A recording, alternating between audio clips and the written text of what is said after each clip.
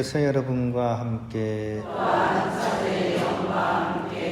마테오가 전한 거룩한 복음입니다. 그때 예수님께서 제자들에게 말씀하셨다. 너희는 세상의 소금이다. 그러나 소금이 제맛을 잃으면 무엇으로 다시 짜게 할 수 있겠느냐? 아무 쓸모가 없으니 밖에 버려져 사람들에게 짓밟힐 따름이다. 너희는 세상의 빛이다. 산 위에 자리 잡은 고을은 감추어질 수 없다. 등불은 켜서 함지 속이 아니라 등경 위에 놓는다. 그렇게 하여 집안에 있는 모든 사람을 비춘다. 이와 같이 너희의 빛이 사람들 앞을 비추어 그들이 너희의 착한 행실을 보고 하늘에 계신 너희 아버지를 찬양하게 하여라. 내가 율법이나 연서들을 폐지하러 온 줄로 생각하지 마라. 폐지하러 온 것이 아니라 오히려 완성하러 왔다. 내가 진실로 너희에게 말한다. 하늘과 땅이 없어지기 전에는 모든 것이 이루어질 때까지 율법에서 한자 한 획도 없어지지 않을 것이다. 그러므로 이 계명들 가운데서 가장 작은 것 하나라도 어기고 또 사람들을 그렇게 가르치는 자는 하늘나라에서 가장 작은 자라고 불릴 것이다. 그러나 스스로 지키고 또 그렇게 가르치는 이는 하늘나라에서 큰 사람이라고 불릴 것이다. 주님의 말씀입니다. 평안을 빕니다. 오늘은 보나벤투라 성인의 그런 축일을 이렇게 기념하고 있습니다. 아시시 성 프란치스코 대성당에 가게 되면 거기에 벽화가 쭉 있습니다. 성 프란치스코의 생애를 이렇게 태어나서부터 돌아가시고 나서 또 성인품 받고 뭐 이런 과정들을 쭉 이렇게 엄청나게 많은 그림으로서 대작으로서 이렇게 쭉 그려진 그림이 있습니다. 이 그림의 작가는 근대 회화의 아버지라고 불리는 지오토라는 작가가 이 그림을 그렸습니다. 사실 이 화가가 이제 왜 근대 회화의 아버지가 되냐면 그 이전에 중세 때는 사실 예술 자체가 좀 이렇게 인간의 어떤 내적인 것만 추구를 했지 형상으로 표현한 데는 좀 이렇게 부진했었는데 지오토가 이제 회화사에 있어서 굉장히 중요한 그런 작업을 하게 돼요. 하나는 이제 원근법이라는, 그러니까 우리가 그림을 그렸을 때 이렇게 앞에서 보면 크게 보이고 멀리 보면 작게 보이잖아요. 근데 옛날에는 그림을 그렇게 안 그렸어요. 그냥 똑같이 그렸죠. 그러니까 어디가 앞인지 뒤인지 알 수가 없었습니다. 그래서 회화사에 있어서 원근법은 굉장히 중요합니다. 가까이 보는 건 크게 보이고 멀리 있는 건 작게 보이니까 그림을 그리면 이렇게 그리는 거죠. 그죠? 그래야지 그림이 입체적으로 보이는 거예요. 이 지오토가 바로 그런 작업을 했습니다. 그리고 이제 또 그림이 이제 약간 스토리가 들어간 그림을 그리기 시작했는데 이것도 이전에는 없었던 겁니다. 그래서 지오토를 시작으로 해서 이 회화의 풍이 바뀌게 되고 이것이 이제 르네상스의 가장 시작이 되는 그런 이 역할을 했기 때문에 이 지오토를 회화사에 있어서는 근대 회화의 아버지라고 불리는 그런 아주 훌륭한 화가입니다. 그런데 이 지오토가 이 그림을 그릴 수 있게 된 배경 자체가 어디서부터 시작되느냐? 그것이 바로 오늘 우리가 기념하고 있는 보나벤투라에 의해서입니다. 보나벤투라가 성 프란치스코 대전기를 작성하게 됩니다. 그 이전에 이제 성 프란치스코가 돌아가시고 나서 수많은 전기 작가들이 막 썼어요. 근데 어느 게 맞는지 알 수가 없어. 허황된 이야기도 있고 온갖 이야기가 난립을 하다 보니까 이래서는 안 되겠다. 이래가지고 보나벤투라가 성 프란치스코의 대전기라는 이 전기를 딱 지으면서 이것을 규범으로 한다 하면서 정했던 거죠.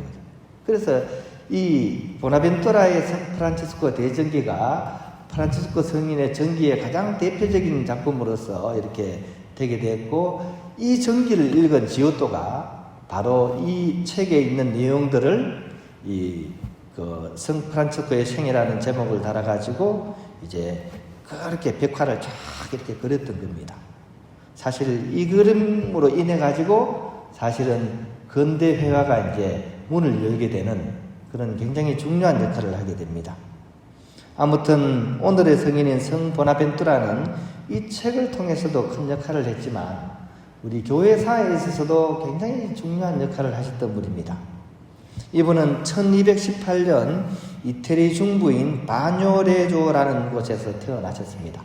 바뇨레조 지역의 치에타라는 곳에서 출생을 했어요. 저는 거기 한번 가봤습니다.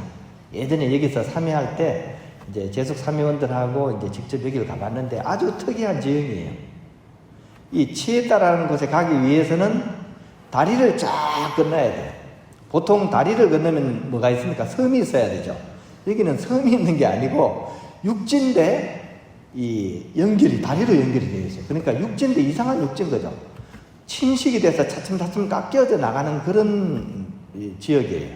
그러니까 육지면서도 섬 같은 거기에서 이제 태어나신 거죠. 어릴 때는 본명이 요한이었습니다. 근데 이분이 어렸을 때 큰 병이 들게 됩니다. 그러면서 생명이 위독한 순간을 맞이하게 돼요.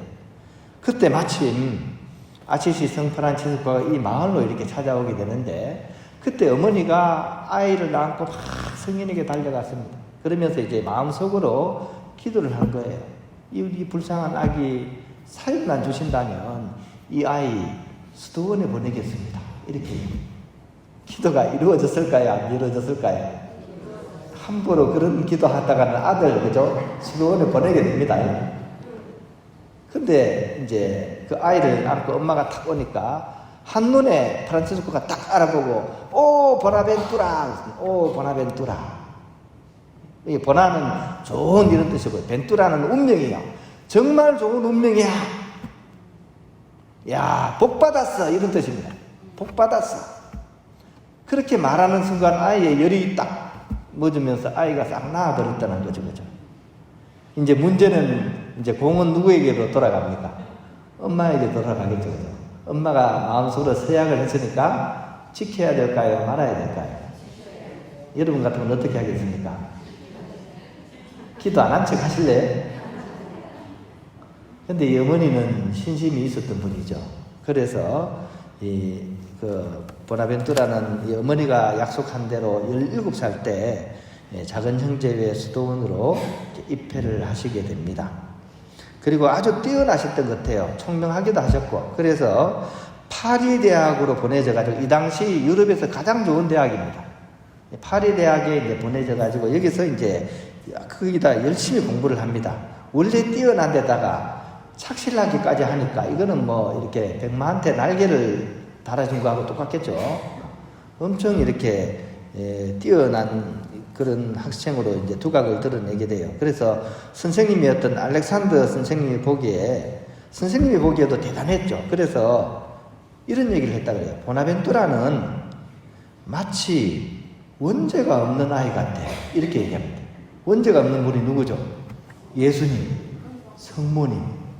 자기가 보기에는 이 학생은 보통 학생이 아니야. 마치 원죄가 없는 것 같아. 이렇게 얘기할 정도로 이렇게 외적으로 내적으로 이렇게 잘 이렇게 성장하신 분입니다. 20살 때 이제 사세의 서품을 받게 되고 27살 때 그 당시에 최고의 대학이었던 파리 대학 교수가 됩니다.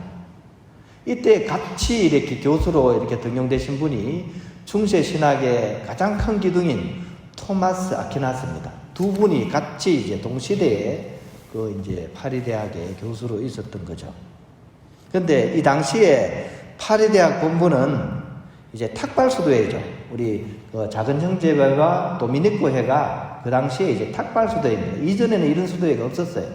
이전에는 이제 정주 수도회, 베네딕토회 수도회가 기본이 된 시대였는데 갑자기 이제 프란치스코를 시작으로 해서 탁발 수도회가 생긴 거죠. 돌아다니면서 선교를 하고 전교를 하는, 이전에는 한 장소에 앉아서 수도 생활을 했는데 이제는 막 돌아다니면서 수도 생활을 하는 새로운 수도회, 이것이 이제 탁발 수도회입니다. 이 작은 형제회와 도미니코회가 탁발 수도회였던 거죠. 근데 이 당시 이제 풍토로 봐서는 정주수도회가 중심이었는데 신생 탁발수도회가 와가지고 특히 파리대학에서 교수를 한다니까 이게 시샘이 나겠죠. 그리고 두 사람이 워낙에 뛰어나다 보니까 이러다가는 파리대학이 이 사람들한테 다 접수가 되겠다. 이런 생각을 해가지고 이 교수로 임명되는데 반대를 합니다. 그래서 처음에는 정식 교수로 인정을 받지 못했습니다.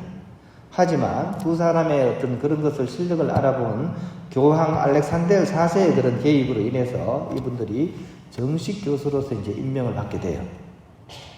하지만 보나벤투라는 이내 작은 형제회 총장이 되어버립니다. 근데 두 가지를 겸임할 수 없죠.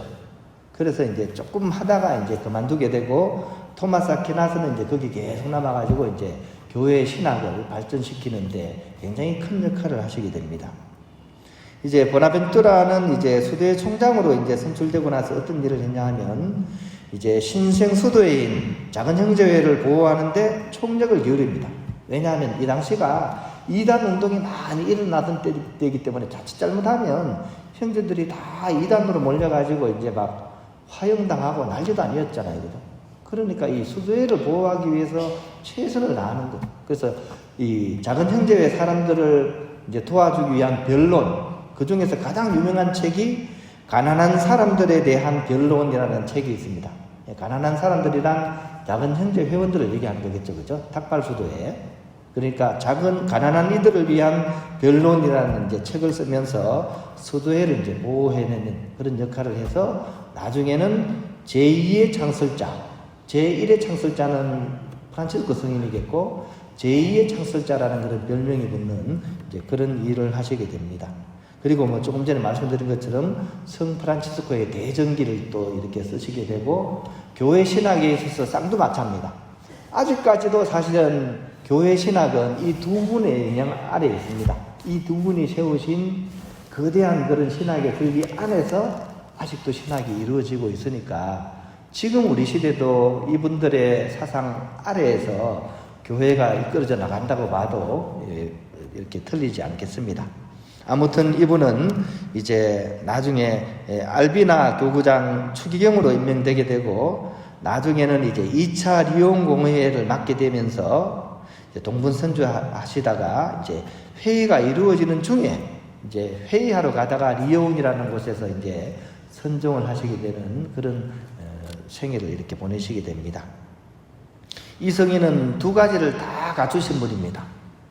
즉 가장 높고도 깊은 학식, 즉 중세를 대표하는 그런 신학자로서 가장 이렇게 지혜롭고 총명하신 이렇게 그런 것을 가지셨고 또한 동시에 한없는 겸손과 더불어 주님의 십자가를 배움의 중심에 두고 사셨던 성덕이 충만하셨던 분입니다. 이 두 가지가 다 이렇게 골고루 갖춰진 분이었습니다. 특히 이분의 중심은 신학적인 지식보다는 주님의 십자가에 대한 신심이 더 이렇게 중요하게 생각하셨던 분입니다. 그래서 유명한 일화가 있죠.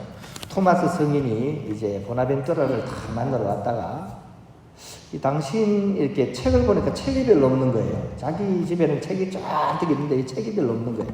그래서 그래도 물어봤죠. 당신에게 가장 유익했던 책은 과연 뭡니까? 하면서 물었어요. 그때 보나벤투라 성인이 그냥 물끄러미 옆에 있는 십자가를 다 가리키면서 이것이 저의 책입니다 라고 얘기를 했습니다.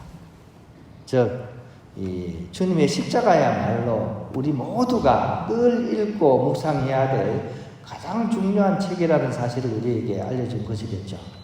오늘 훌륭한 성인인 성 보나벤투라의 초기를 보내면서 우리 또한 성인처럼 이 지식과 지혜와 성덕이 함께 어우러지는 조화로운 그런 신앙생활을 해나갈 수 있도록 했으면 좋겠습니다. 제가 처음에 말씀드렸죠. 사람이 몸은 늙어도 절대로 그 정신과 영혼은 늙지 않습니다. 최후의 그 순간까지 우리는 계속 지혜를 키워나가야 돼요. 그렇게 하게 될 때 결국 우리는 주님으로부터 복된 종아, 훌륭히 살았다라고 칭찬을 받겠죠. 그죠? 결국 우리가 마지막 순간까지 이렇게 성인이 가신 그런 길들을 충실히 따라서 우리 또한 성덕의 길로 들어설 수 있도록 함께 이렇게 마음 모아서 걸어갔으면 좋겠습니다.